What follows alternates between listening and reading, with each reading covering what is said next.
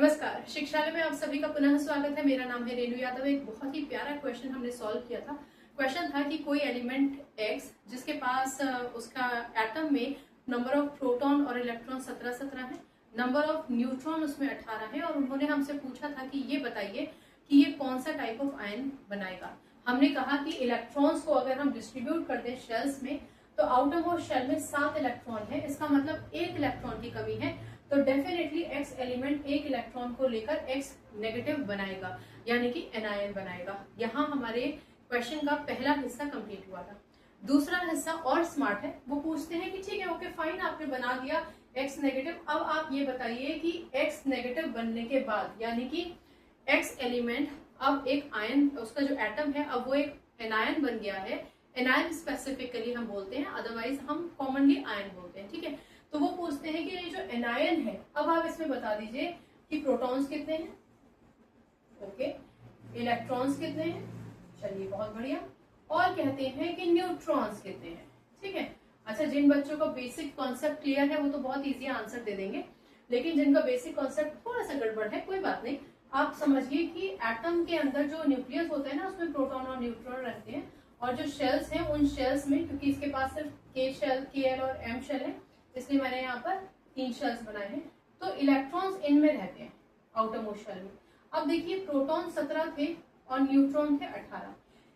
इसकी सेहत पर, न्यूक्लियस की सेहत पर इलेक्ट्रॉन्स दिए जा रहे हैं, लिए जा रहे हैं, इसकी सेहत पर कोई असर नहीं पड़ता। घर में जो छोटा बच्चा होता है ना, बच्चा, उसको ये नहीं पता होता है कि उसके पिताजी धन कैसे अर्जित कर रहे हैं, किस जद्दोजहद से जूझ कर वो घर को चला रहे हैं, वो तो सुरक्षित ही रहता है ना। तो ऐसे ही जो ये न्यूक्लियस है, ये बिल्कुल सुरक्षित है। इसके पास इसका जो प्रोटॉन है उतना ही रहेगा, जो न्यूट्रॉन है उतना ही रहेगा। संघर्ष कहाँ है? संघर्ष तो है आउटर मोस्ट शेल में, वो भी के शेल में जो 2 इलेक्ट्रॉन्स थे वैसे के वैसे ही है। एल शेल में आपके पास 8 इलेक्ट्रॉन्स थे, इसमें भी कोई इशू नहीं है। इशू तो सिर्फ आउटर मोस्ट शेल में है, जो हमारा ये वाला शेल, इसमें 7 इलेक्ट्रॉन थे ना, और यहाँ इसी शेल में 1 इलेक्ट्रॉन आकर जुड़ जाएगा। 11th स्टैंडर्ड में और विस्तार से आप पढ़ेंगे, लेकिन यहाँ इस 9th स्टैंडर्ड के लेवल में आप बस इतना समझिए कि क्योंकि इस आउटर मोस्ट शेल में 1 इलेक्ट्रॉन जुड़ रहा है, इसका मतलब कि बाहर वाले शेल में जहाँ 7 इलेक्ट्रॉन थे, अब हो जाएंगे हमारे पास 8 इलेक्ट्रॉन।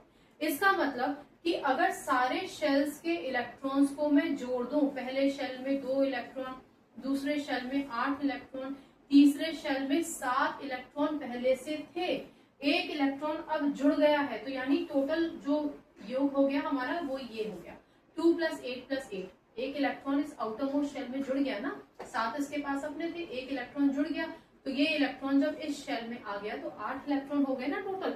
अब कर लीजिए टोटल, 2 और 8 10 और 8 18। इसका मतलब नंबर ऑफ इलेक्ट्रॉन्स कितने हो गए? 18।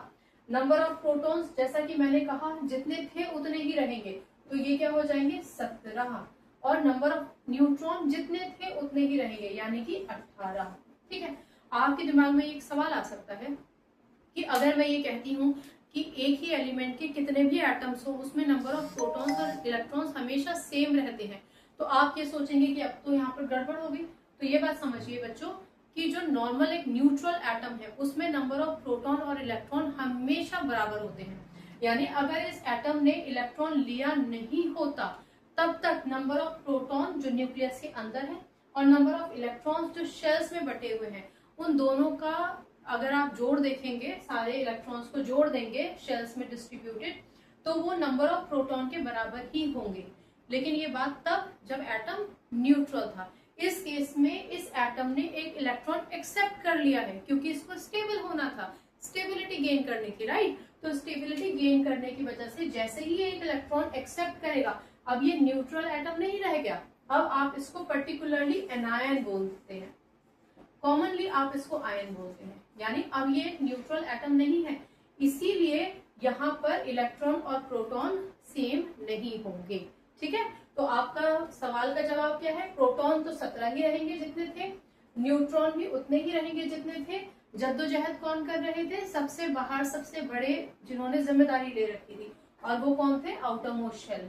ठीक। तो आउटर मोस्ट शेल ने जिम्मेदारी ली थी इस पूरे एटम को स्टेबल करने के लिए, इसलिए इसने इलेक्ट्रॉन्स दिए, इसलिए ये जो इलेक्ट्रॉन वाला शेल है, अब टोटल इलेक्ट्रॉन्स उसके पास 18 हो गए। आउटरमोस्ट शेल में एक इलेक्ट्रॉन लेने के बाद टोटल सारे शेल्स के जो इलेक्ट्रॉन्स है उनका टोटल करेंगे तो 18 हो जाएंगे। ठीक है, बहुत प्यारा क्वेश्चन था। एज आई सेड कि अगर बेसिक कॉन्सेप्ट क्लियर है ना, तो ये एटम बनाने की भी जरूरत नहीं है, आप तो सिर्फ यहीं से समझ जाएंगे कि नंबर ऑफ इलेक्ट्रॉन्स एक जुड़ गया तो टोटल 18 हो गए। ठीक है, तो ये बार बार उन बच्चों के लिए है जिन्होंने बेसिक कॉन्सेप्ट कहीं मिस कर दिया, और केमिस्ट्री ऐसा सब्जेक्ट है भी जहां बच्चे कंफ्यूज हो जाते हैं, तो कोई कंफ्यूजन ना रहे, यही उद्देश्य है हमारा, ताकि आप बेहतर से बेहतर तरीके से केमिस्ट्री को बिना हवा या खौफ माने उसको अच्छे से समझ सकें। ठीक है, बाकी कोई डाउट है तो पूछ लीजिएगा, और केमिस्ट्री से अपनी केमिस्ट्री अच्छी बनाइए, शिक्षा ले आइए। अगली बार मिलने तक अपना ख्याल रखिए, खुश रहिए, सकारात्मक रहिए, और आपकी जय हो ना, ऐसा काम जरूर कीजिए। नमस्कार।